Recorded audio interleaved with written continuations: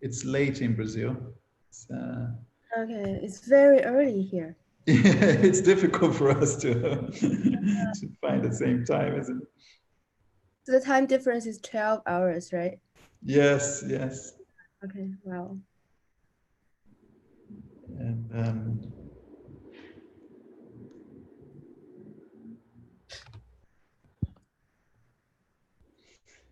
so um, thank you for making time. Thank you for inviting. That's very nice. You know, it's very special for us to learn more of what's happening in China, and very special to have an opportunity to dig more about the things that you mentioned in the debate, which I was very interested. And I'm going to share this with like some of my my contacts. So it would be interesting if you could start by introducing yourself, like telling you, I don't know, about where you are, what you do, a bit of the training you did, and the projects you're working on. A little bit of introduction.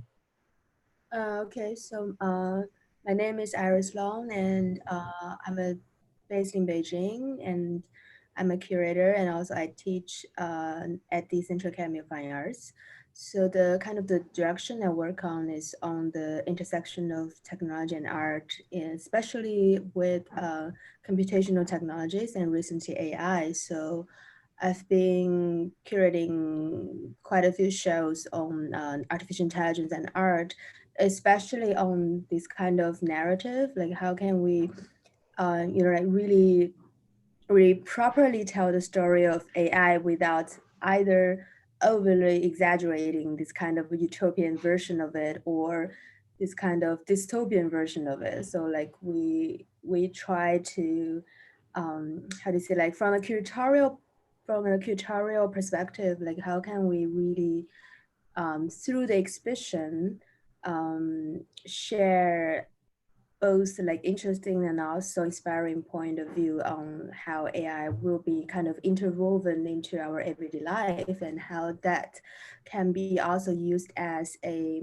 metaphor or even like a fable for us to envision the future, and how as like just a normal person to who is visiting the show, and how can we like really put ourselves in the context of of this kind of technology. So uh, I did quite a few experiments. So one show I did last year was called Lying Sophia and Mocking Alexa. So I was basically taking the two probably mostly famous names, female names from the AI industry. So the quote unquote robotic android Sophia and by Hanson Robotics, and the second is Amazon's Alexa, so which is like this kind of bodiless, invisible AI system, and residing in this kind of little black device. And the show and the name is Lying Sophia and Mocking Alexa. So it's like Lying like Sophia and like and mocking mocking, Alexis. yeah, mocking Alexa. It's kind of like like the responding to this kind of like Sophia is actually widely critiqued by quote unquote like a lot of AI experts, like especially natural language processing experts, because they were thinking this is obviously overly performative and a little bit like diplomatic. So it's more of a PR tool as opposed to, or how do you say, like more than what she appears to be. So What is Sophia? Sophia is the is the robot. So the Hanson Robotics, Right. they did very famous female model. So it's quite pretty looking girl. It's like android, and her name is Sophia. Right, right. But like, and she speaks quite well in terms of like responding to journalists, and she generates this kind of long term conversations with the on especially on press conferences. But then, and she's very pretty. Right, So right. like kind of stereotypical version of AI, and she's very smart. Like the way the muscles, her facial muscles move are really simulating real human beings. Right. But one potential point here is a lot of, like especially chatbot experts would critique her that she's not actually as sophisticated as what she appears on the, for example, on the interviews. Like she's half real in terms of the technology wise and half performative or like designed. So you can just Google it. So anyway, Right, right. yeah. So And basically the one step. was lying Sophia and mocking Alexis, and the other was called Amazon.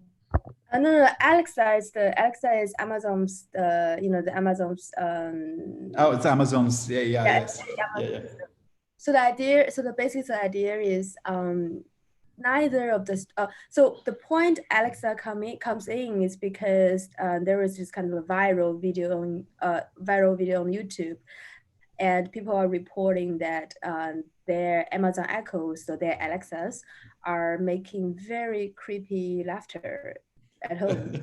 So like like your device just start laughing and like creepily, and no one knows why. And there's like viral videos, and then Amazon's formal response is it's just like programming error, but it perfectly meets our kind of dark fantasies of, Yes. of a smart system that has this potential of getting out of control, and it could be um, just like judging by appearance, it's like little black thing, and it doesn't have a body.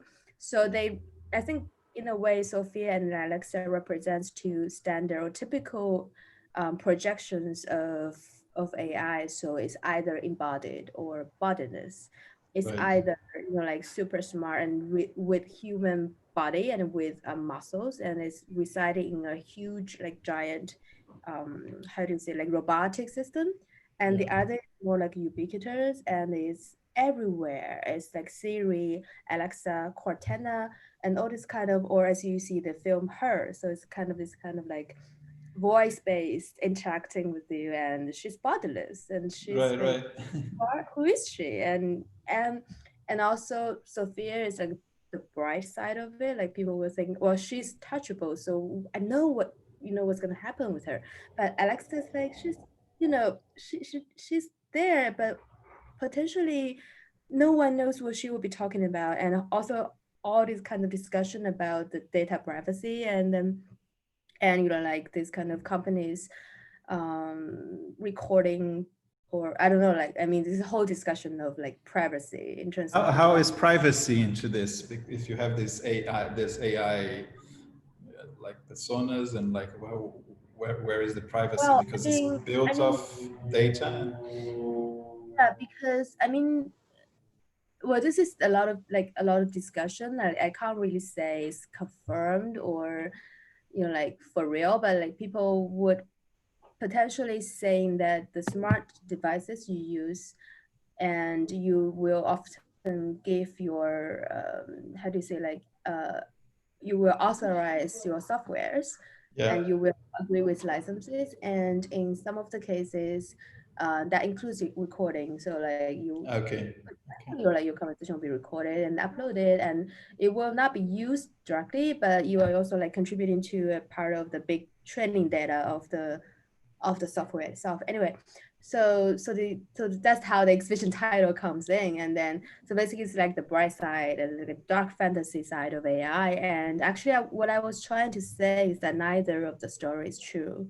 So we won't necessarily be seeing like the software AI, or like we won't necessarily be seeing a huge like dark fantasy version of it. So Right, so right. I invite 11 different artists from UK, from American, from Germany, and from China. So for the exhibition, how the two figures manifested in the show is I work with actually a professional computer scientist from working at Microsoft Beijing, and he and I worked together. We developed a tool, so we developed a chatbot. So it's we trained a quite famous model, not really trained, but like we kind of customized the famous model. It's called GPT-2, and it's released OpenAI, supposed to be the best writing software, Right. writing, like writing algorithms. And then we curated two chatbots. So like one is called Sophia and the other one is called Alexa. And then it basically represents the two kind of basic standing point of technology in general. Like, would you believe it to be the kind of evangelist, or would you believe that it's full of risk, it's full of hazards and full of this kind of uncertainty, the black box? And sometimes not even intentionally, isn't it? As you said, that's like a creepy laughing. It wasn't intentional in the beginning. So you may have results that's not even like planned to be like that. Exactly. But like when it happens, like kind of psychologically, it has a psychological effect on you directly. And actually, I was trying to sound like like the story is not really true. Like it's not like really Alexa is going alive, but more of like from the phenomenon is fitting the kind of like fantasies of some people. So like popular fantasies, but they're not necessarily true. So I want to really, really to navigate between the two extreme points, because I think what's in between. We need that. Yes, it's being like either it's the very negative and dystopia, or is this amazing. So we need that. It's very, very clever. And I was going to ask, you had one like a very very special award, a Hyundai award, and for apparently for an argument you created that technology and art, to keep evolving, they cannot, like they need to be together, they cannot be divorced from each other. Can you share with us what were the basics of your argument that won you this award? That's actually the show I was talking about. Oh, that's the show. This is the show that gave you this award. Okay. Because I designed a system that so basically the show itself, how it is structured, is also about it's also an experiment with how to incorporate AI technology as a curatorial tool. So that's why the chatbots come in. So they will be talking, like literally talking to each other on site, on exhibition. So it's 3 layers. So the first layer is the kind of the broadcast system in the show. So wherever you walk around, you will be hearing the voices of the two computer generated voices, the Sophia and the Alexa talking to each other. But the conversation will only happens like 1 or 2 times every hour. So it's like very random. And the second layer, because the exhibition is also like as a standard exhibition, is divided into 3 parts. So the first part is like emotions or relationship, is kind of thing. And the second is like data and labor and privacy. And third one is more of like the quote unquote the future, like how the so the robots, they are talking, they are like dialoguing through on chat, and you create the text. I didn't create a text. How is this text generated? Yeah. Okay. So I created the seed of the text. So basically, the scientist and I work together based on the model, which is trained. The model is already trained by a lot of like literature and the Wikipedia and all that, this kind of online text. So the model itself has the ability of writing. And what we were doing, we were simply like tuning the model so that it can write sentence length-wise, also like style-wise, can fit with our how to say, like our setting of the 2 characters of the 2 leaders.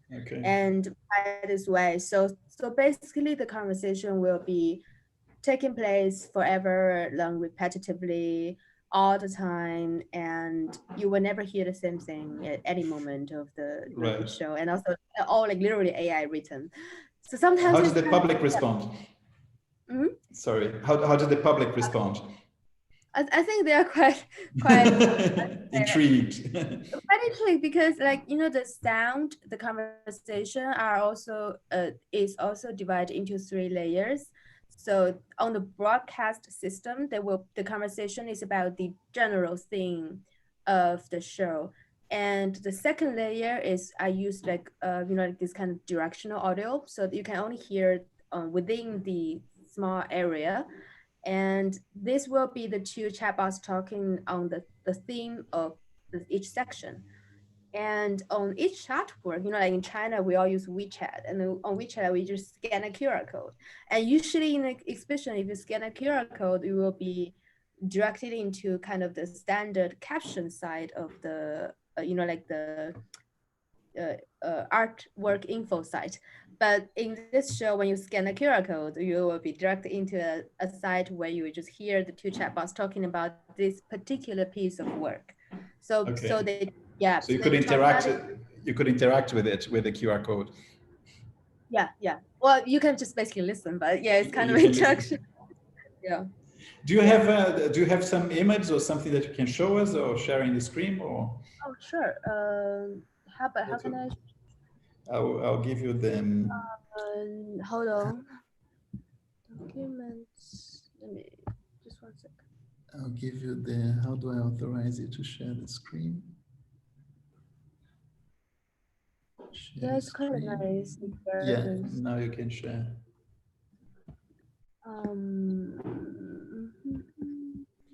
Oh, maybe I can. I have slides. When was this exhibition? It was in Beijing. It's Hyundai Motor. And when was it last year? Last year, last July to October. Yeah, about a year ago. How long did it take you to prepare, like to produce all this, fine-tuning the model and working with the programmer? More than half a year, I think. I mean, Yeah. it's basically competition. So so you have to finish the proposal first, and that actually took like 3 months, and then and then 3 months to do the proposal for the of the idea. Yeah, pretty much. And then they chose.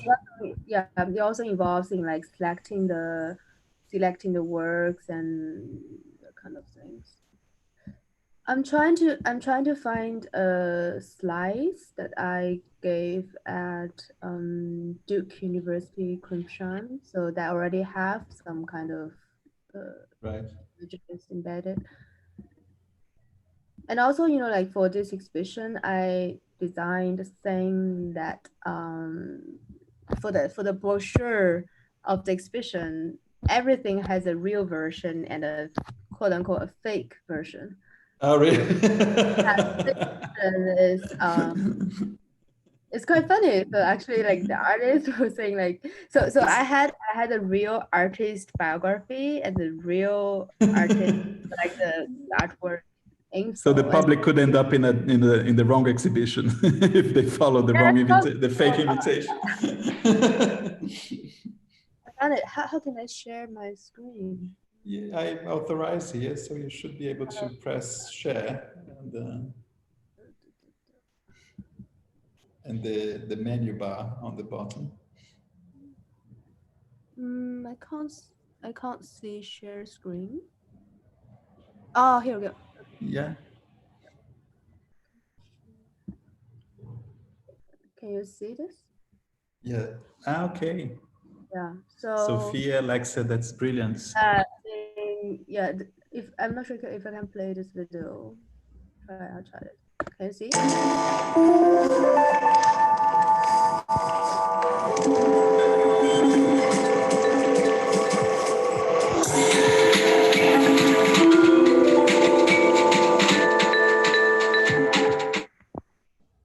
There was some handwriting there. What was this handwriting? Oh, the handwriting. Let me try. Oh, this is this piece. This is actually one of my favorite works. Yeah. So, can you see the image if I display like, you know, like if like this? Can you see? Yeah, yeah. Storytelling in algorithmic times. that's just the title of my previous talk. Sorry, it's no existing slides. Okay, so yeah, this is you know, I did my master at the Royal College of Art in the UK, Right. and this is actually also an RCA alumni. She's actually getting very famous, kind of in the AI and art field, and she This is like is a collaboration, two no, artists. just this is just her work. Okay, And okay. the first is the second piece in the show and Yeah. like the entry point. And Right. also I mean, I designed this way, so like mirroring to each other. So I mean, the whole exhibition has this kind of plural, like how do you say, like two-sided feeling to it. And this is the first piece, and this is called Alice and Bob, Right. and it's created by the artist Anna Riddler, and she so basically she work also like she works with her artist friend Daria, and they work together, and it's a piece in which they trained and also an natural language processing model that can generate love letters to each other. But the two models, that I mean the language sort of the source of the two models are quantum physics like papers.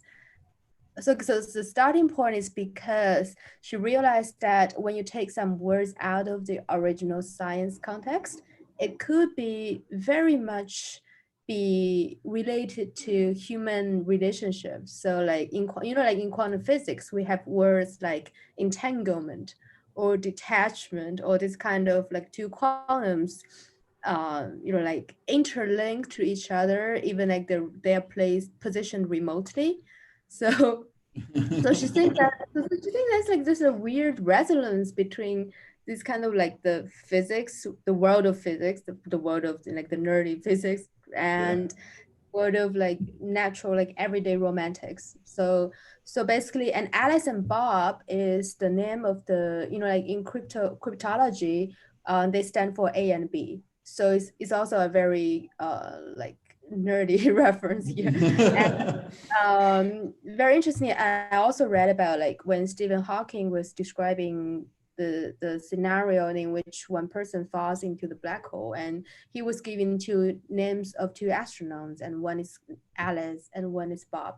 So I mean the two names already have a lot of kind of this kind of references in the field of science and technology, and also the two computers, they are generating love letters to each other based on the based on the language style of quantum physics, and also the language style of love letters. And the two Right, right. computers are connected to a system that determines determines the relationship between the two.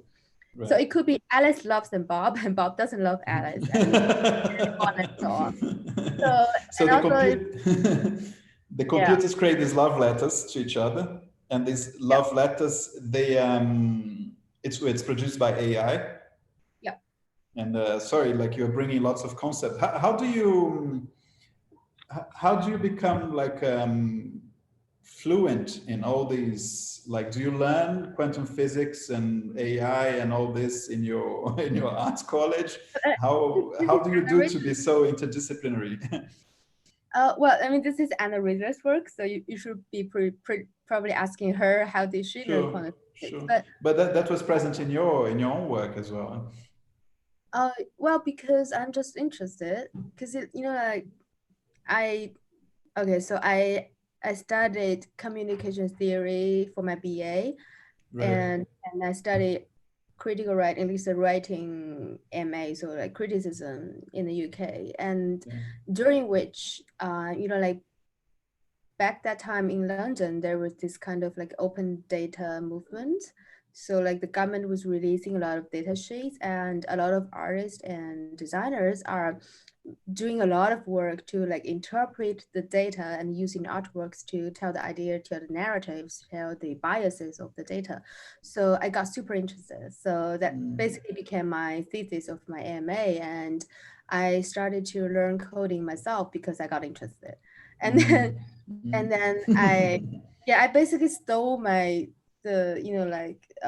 had a very close friend who's also later also a collaborator, and he studied at the Goldsmith. So I basically learned how to code from his, his um, the materials of his the courses he took. And also, like the good thing about learning to code is there were just like so many open source, like how do you say, like resources and also communities that you can always get help. So I started Right. to code, and that's actually very, very, very uh, useful and also inspiring experience for me, because I learned basically a second language to communicate with the developers, communicate with artists who work with code. And as a curator, I can, really know what, the whole context. So yeah, just like basically it's out of interest and I guess self. when you were fine-tuning the models of the work you were describing, that was useful, isn't it? You know how coding works, and Yeah, knowing the basics and is very helpful. it And helps. also, yeah, and for AI, I also took a lot of like, online courses. Right. Yeah.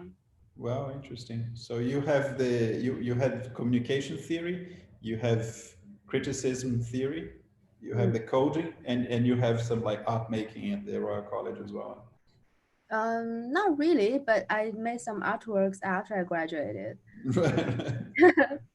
And now actually right now I'm making a new piece Are you? after being a curator for a long Yeah. time.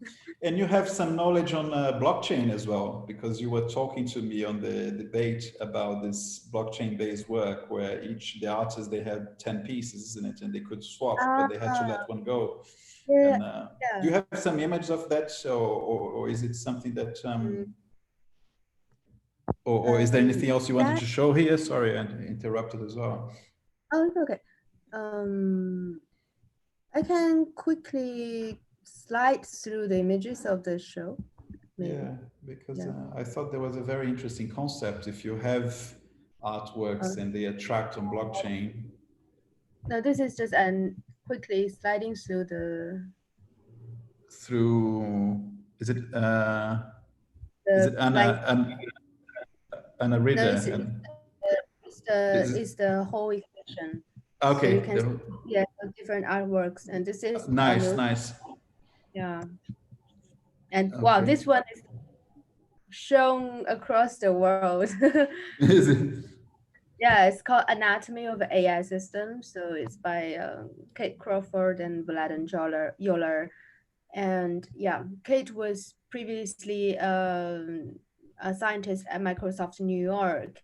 And now she is working, I think, also at NYU. And she initialized an institution called AI Now, I think. So it's like promoting the idea of the discussion of AI ethics. And this is her work, I think, back in 2017 or 18, and it's basically dissecting. Well, this is the additional part we did for the Beijing version. So it's like What are these dissect. pieces? And This is Alexa. okay. This is Alexa taken apart. Right. Okay. I mean the Okay. I mean the map. I mean, okay, so the original piece is just the map on the wall. Right. So, and also the an essay composed of 21 different chapters, and it's basically uh, separating and like dissecting an Alexa conceptually apart from Earth to Earth. So, like starting from how this, for example, the lithium is extravagated from Earth, and how it gets, how do you say it? Like how it's get processed and how it get manufactured and how it becomes the part of your device. Right. And when you throw it away, how it goes back to a large geological process. So it's like the little thing, your smartphones, your smart devices, is actually Yeah. rely on a huge worldwide system of manufacturing and also this kind of like data farm, this kind of, like the internet cables running through the ocean. So it's a planetary thing as Yeah. opposed to, like a little phone in your hand. So it's Yeah. astronaut. goes through Yeah, internal. we're connected to a I whole ecosystem of production and recycling or not, and through like just the battery of the phone, isn't it? Yeah, I really like this word. And this part is just for the Chinese audiences to understand better because we don't really use Alexas here. So I Right, purchased one. I right. look at it. It's amazing how little, like I thought I can take it really like apart, but then I realized that this is the best I could do. This is Right, Alexa, like only a few pieces. So it's right. super, like how do you say, super condensed. Anyway, let me switch back to the, how to stop share, A2P. Okay, so the A2P project, full credits go to Cassie Reese, and he's my The one A2P is this R2 peers, is it so? yeah, our two Right, peers. R2 peers, which I Yes. found it's very interesting because it does make you develop the the habit of letting go, isn't it? Like and recycling, and like we are used to this idea that is resources are endless and we can have endless things. There's no, once you create a like a blockchain system that tracks what you have, and in order to get something else you have to let go of something, then it puts you in a healthy sustainable loop. Yeah. I mean, okay, so That was for my interpretation. yeah, I think it's pretty, yeah, hit the point. So I mean, this project is not illustrated by me, but by Cassie Reese, and you can see here. So he's like, how to say, like when I learned coding, I the first creative coding software that I use is called processing, and Processing. yeah, and Cassie is the kind of how do you say, like the father of processing. So like he's really amazing person. Like he basically develops the softwares or like the platforms and communities for artists who works with creative coding. And he also himself is a, like he himself is also a, like the data or like technology based artist. And he also teaches I think in UCLA, if I'm not mistaken. So, and he's also always interested into this kind of emerging tech directions of technologies. So, and Mm. you can see here the first version was did in fall 2019.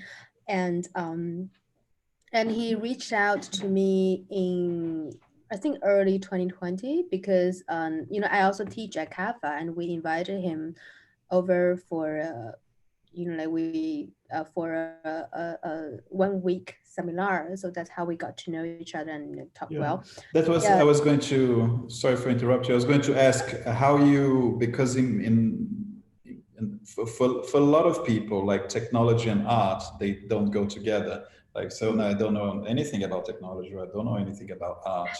And they almost feel incapable, as if it was a human limitation to actually be able to deal with both, which is in a way is silly because like even Leonardo da Vinci, he was good in science, he was good in art. And but we often don't see like environments, or we don't see even in the belief system of people that you can do both, and you can. So how does it I mean, in many places like where I go, like I don't see AI or technology people actually getting off the usual path to collaborate and do things together with a free mind that they can. How does that work in a Mm. Okay, it's a difficult question, and it's a Mm. difficult situation, I think, for maybe like more than half a century. The quote unquote art, science, technology, like the intersection people are really trying hard to do. I mean, we see a lot of great examples. Like I think the earliest example of or in modern times, like the artist working with technology, I should probably go back to, like EAT. So I think in American, it was back in 1960s, 1970s. And then a lot of engineers, I think it's initialized by Bill Clover, if I'm not mistaken. So a lot of engineers from Bell Labs, basically Bell Labs back then, and they organized, I mean, like initialized by really this kind of visionary person, and he was encouraging the engineers to work with artists. And then we had EAT, so which is in short for experimental art or experiments in art and technology.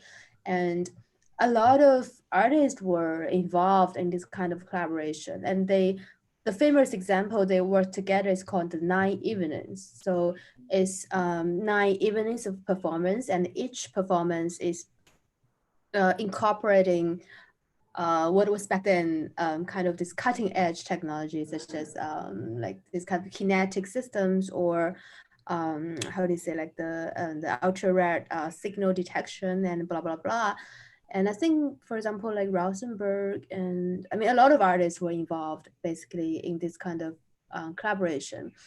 And there were actually three different exhibitions in the 1960s, 70s, and one is called Software. Like name of the exhibition is called Software. I think that is seen back in 1968 at the Jewish Museum in New York. And there was another one called Information, which was in MoMA.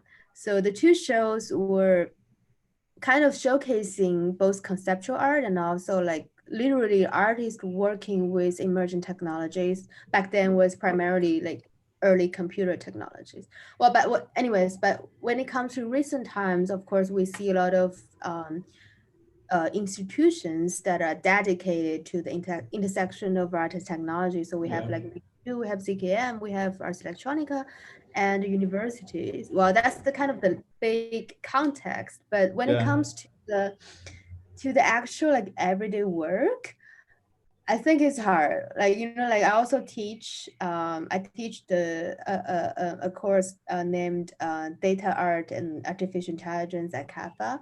And the way I organize the course, I mean, I know that is, or like from my personal experience, the most important thing is to, like really like speak the language as opposed to be fluent in all the languages, because I can tell it's impossible. Like you can have like it's more of like the being the best coder in the artist field and being the best artist in the coding field. It's kind of bizarre, but one important thing is like having the ability to speak the two languages will make every this kind of practitioner into a good mediator between the two industries, because in do you want to stop sharing while we talk, so we have the bigger photos and then we go back to the sharing? Oh sorry. Yes. So I think it's more of like we are more of like a mediator between the two fields. And you know, like for example in science and technology, like I mean, especially AI or like computational technologies is very much evaluation or result driven. So because it's an industry, like you know, it's product based and it's revenue based in a way. And even the most exciting experiments are not necessarily be able to put into practice within a foreseeable amount of time, because they would have to go through a process of evaluation, like how this would be beneficial. But for artists, I mean, they don't care about, you know, they don't care about making money with technologies. So they can find the inspiring points and taking it changes everything, isn't it? Change everything and change the context and change the way you interpret the technology. I think that's the really valuable part. Because I was noticing, like from your talk before my question, that you flow as if like in your belief system there is no barrier, but you just go from one to the other and you mix them. And one of the questions that like is the title of this kind of our live conversations is what art can teach us about the new normal, and because that's one of the ways that we can be free to talk about art as much as we want, but also to make it like this conversation interesting for people who are not in the arts, but who are interested about learning what this new normal is going to be about. And so I wanted to put this question to you. I think you've already answered in many ways, but if I was to go in and ask you again, what do you think we can, what directions and what's art teaching us about where the world is going? It's a hard question. I think it's a very difficult question. You know, actually, when you said like you used the word like a liquid feel, like navigating among different field of discourses or practices. And actually, I can share with you one kind of anxiety that I have is it's really like when you mention the word art, I started to think like art in the narrowest sense or in the broadest sense. Like you know what I mean? Like having the capability of navigating other fields will, in a way, makes you losing the capability of claiming things that are very specific or particular, because you will always question yourself, you know, like is this the thing, is this what I'm talking about, and this is the only approach to it. So yeah, so I mean, of course I can answer the question very broadly. I think most, like, what art can teach us is the thing, I mean the situation, what's the word I can use for this? So I mean, basically, I think in a situation such as the COVID, it means a worldwide thing, and it's full of this, like, no one knows what's gonna happen. Like, I still remember, like, last time when during the last debate, I was saying like Beijing is kind of in the after status, and now the galleries are closing back, isn't it? Yes, it's coming back, and second wave. Yeah, so you can never say like it's officially over, and so it's like full of this kind of uncertainties. And during such uncertainties, what I really think art can do, consciously or unconsciously, is not it's not serving as a responding tool directly to it, but more of a archiving tool. Like archiving not in the journalist way of archiving in a kind of the emotional way, in a critical way, in the artistic way, in a metaphorical way, archiving this kind of shift, the paradigm shift of the global, really like human feelings throughout this time. So you say archiving in the sense of maybe documentation of yeah, I think that, like, I mean, and you archive like a feeling or an experience, and then you move on, and then you archive the next thing. Yeah, I think this is my personal feeling. Yeah, the archive not in the data sense, but in the feeling, or like in the like more like inner sense. And that's the best archive art can do, as opposed to, you know, like journalism or Sure. And you were saying before you went into that like when you go through like different disciplines, that you feel like you are losing something and you're becoming very specific. And I didn't really like, can you elaborate a bit more on that, and that you are anxious that, can you go back to that thought? That's more of an identity problem. So it's more, I mean, put it easily. So like, am I an artist? Am I a curator? Am I a writer? Am I a coder? This is like the identity problem that is basically, I think, the result of the way we created the disciplines in the beginning. So, and I find myself not really perfectly fitting within one particular discipline, and that could be a real identity problem.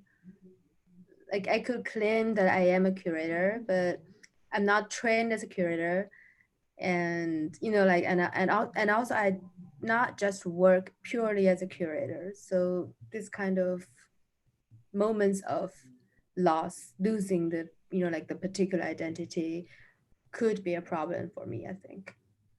But that's where we are going as a civilization, as a culture, isn't it? Like we no longer have that one role that we do for 50 years and with the same routine. Like everybody's, it's more a status, less you are, isn't that? I don't think in English you have this. In Portuguese you divide your status and what you do, and so you can be a curator now, and tomorrow you be an artist, and the day after you be a coder, and you don't have this lifelong motto. And we need internally to be able to manage and accept, which is a different way of, it's a more fluid identity. But the first reaction is uncomfortable because we are used to this idea of having like a fitting into a categories. Yeah. There is a tension, like, yeah, tension is real. Yes. So this is something that I'm thinking as well of, like the people who are not in the arts and eventually like listen to this conversation. I think they are probably in the same boat in their own activities, isn't it? Like you have to do several things, and you have to accept. Yeah. And anything else that you think art can show us, can teach us about where we are going? You talked about identity, and you talked about archiving.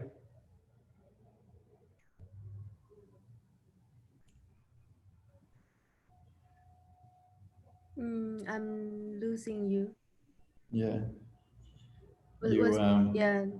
So we, like when I said, what can art teach us about the new normal? Like when we talked a bit about identity, then we talked about archiving, feelings and emotions and history, and then we went back to identity and anything else. And I see this interdisciplinarity, and I think that is something that we, like art is already like anticipating, but will be one of the big like characteristics of the new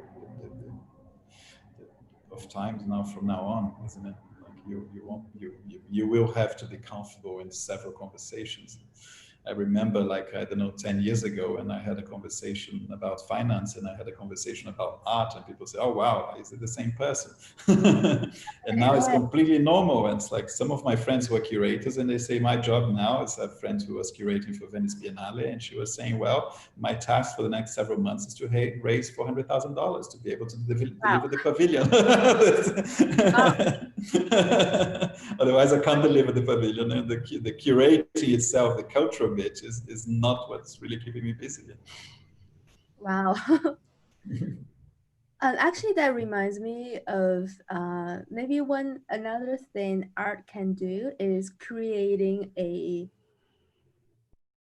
kind of, how do you say, like a realm or a zone of literacy, like literacy in terms of literacy of all these kind of disciplines and discourses. Because, for example, this is like my personal experience. I feel like when it comes to, like for example, the shows I curated, the audiences will come back to me and saying like, oh wow, like some of the artworks really made me, like be more aware or more knowledgeable of AI. But otherwise, maybe these people they will never be reading anything about AI. So, but this is not just art and technology. It could also be like art and science, art and medicine, and art and any kind of, like art and archaeology, for example. So it could Yeah. be any kind of this kind of intersection of discourses, and Interesting. Yeah. art becomes the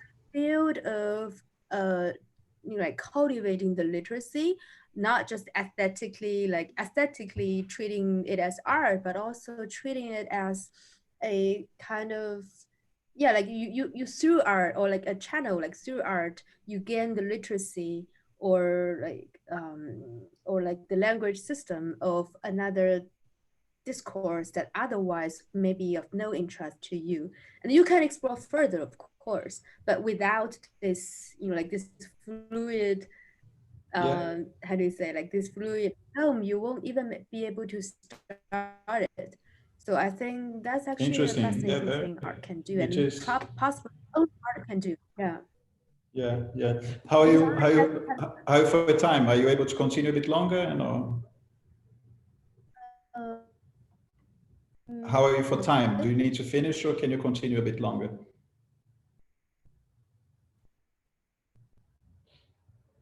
Hello. 10. Maybe I can talk for like 10 minutes more. Okay, so another 10 minutes and then we'll finish. You. Do you want to go back and show that work with the blockchain? And oh yeah.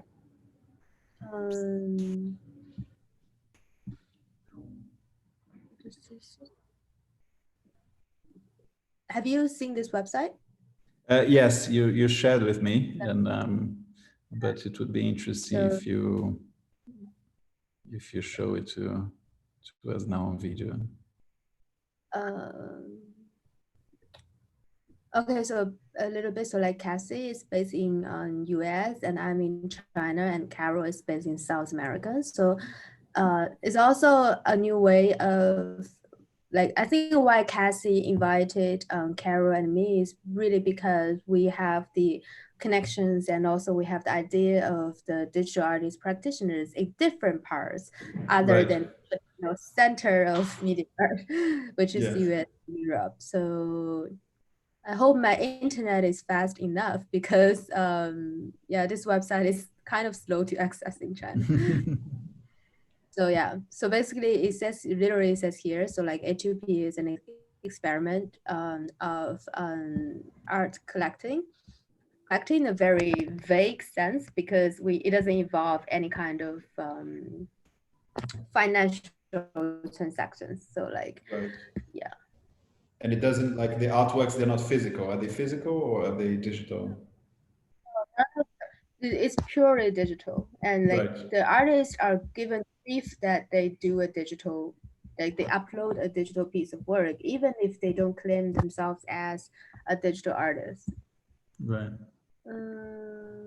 It's a bit slow.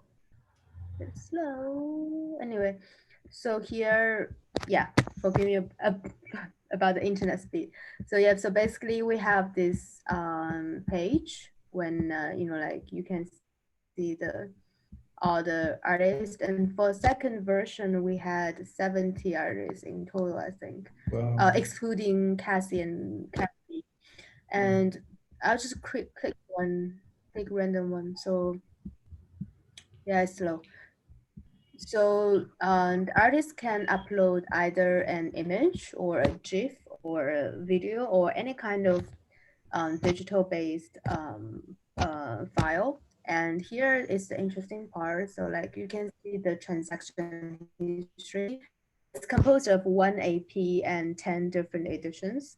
And we opened 1 week's time, through which during which the artists can trade, like they can trade artworks with each other. And one very interesting function here is the chat log. So aside from the trading, you can also chat online, and also everything is to the public. Right. So you can see like how this like this trading is taking place, and all this kind of conversations among artists. And I mean, there's like long chat history. So yeah, so I think it's an amazing experience that like the artist can have a chance to directly communicate with each other. And like one thing is, when you request a piece from someone, you can also make commentaries on it. So like, I like your work because, and blah blah, this is how I think about your work. So like, it's a way of how artists. Yeah, so like people can like talk to each other, and we are like real peers. So no galleries and no curators, they're just Yeah. artists. Yeah. Yeah, just artists talking to each Can, other. So I think Patsy has amazing can you idea. show like a couple of works that you like, or without like singling out anyone, just Yeah. It's just the internet is so slow. Sorry. Mm. so it develops artists as collectors. It documents the way they feel and kind of generates theory and thinking about the artworks by itself. And, Yeah. interesting. It is an And exchange. Is art yeah. becomes the currency, isn't it? Is it like it's a different kind of exchange as well, without money Mm. involved. Yeah, I think, I mean, people have all kind of understanding of the project. Mm, like some people would mm, associate with like the value system. So like even without cash, without Yeah. like real money, it kind of implies a, sorry, the internet is so slow, but I can just share. I mean, I really like this one. Ah, You put it's artworks so in the same hierarchies. They are all worth one unit. They are all worth one exchange unit, isn't it? yeah. Anyway, I mean, I think this is a bad experience because Right. the Okay. No. internet is so. Yeah, Yeah. but I mean, I can just briefly talk about this piece, and it's a New York apartment by Tag Brand, and it's actually a very new piece. It's in 2020, so this is the work in which the artist kind of visualized all this apartment, like the how to say, like the real estate apartment information, and they using a game engine, they simulated this kind of the biggest apartment in the world. So it's a virtual apartment that has all the apartments in New York. So making Mm. all the apartments huge apartment. And this is actually also reminiscent of Hans Hack's, like he had a great piece Oh yes, investing. yes. Yeah, yeah. It's like the contemporary echo to it. Yeah, so I Right. really like it.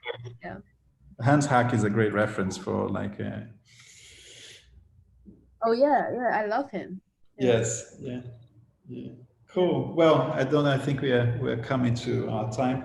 I think one question I wanted to you feel free to answer or not to answer, but we had Ai Weiwei coming to São Paulo and doing like a big Oh, exhibition here, and then he raised this question about how like all the restrictions and the censure of creating in China, the challenge with the state, and obviously the kind of arts that you're showing me doesn't really confront the state in any reason, but I couldn't see any sort of censure or restriction in the way you were talking. It seems that you are very free. You have a lot of resources. You can say what you want. And do you think otherwise, or how do you? uh,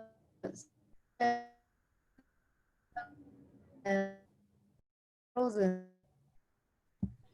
Um, The internet is. I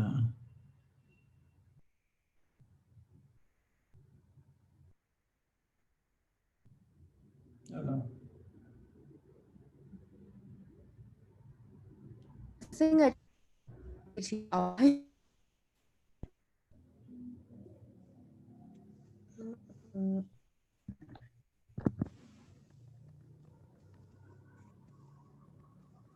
Are you back? Yeah, yeah, but my internet is a bit unstable. Yeah, I can. I think now it's back. Oh, it's back. So what was the last question? I didn't Yeah. get it at all. Yeah, I was saying that like we had Ai Weiwei coming to São Paulo and raising like a lot of discussion about like the limitations and the censure in China, that you can't really create what you want because the state is always watching you. And from what I've been, a lot of Chinese artists I'm seeing, and maybe they don't confront the state in the same way, but it seems to me that they are very free, they have a lot of resources, they are very on the edge of things, and so it doesn't seem like they have to handle like too much censure. They can just do what they want. And do you agree with this, or do you think otherwise? Do you feel limits? Like do you have to monitor yourself for things you do, or you just do things?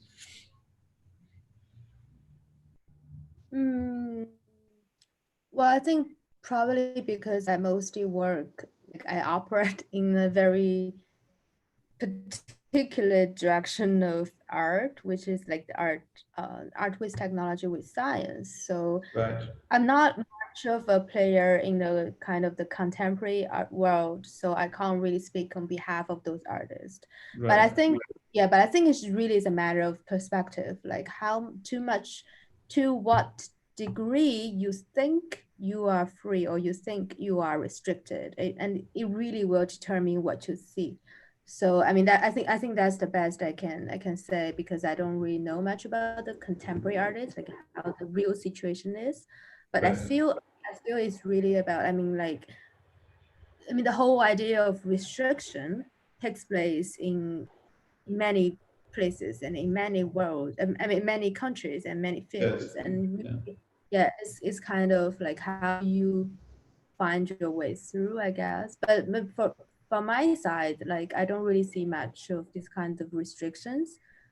But yeah, but that's maybe because I work in the particular areas, as a small area. So I Right. don't know. Right. Yeah. Yes, Yeah. we are having like restrictions in Brazil. It comes across as very free, but we are going through some challenging times now. And Yeah. I think and we you, just have everyone right yes, now. yes. Yeah. Well, fascinating. Thank you so much. And if we had the time, I'd have questions for another hour. But that's yes, that's so fascinating what you are doing, and how you're bringing things together and all the ideas. And thank you for sharing. That's such an injection of fresh air and inspiration to me and to the people I'll be showing this video. So that's very kind. Thank you so much. Thank you for And inviting. yes, yes, and I'll keep following your work, and maybe we'll do something together in the future again. Sure, sure. Okay. Thank you. Okay, all the best. Have a great day. Yes, bye bye. Bye Bye. bye.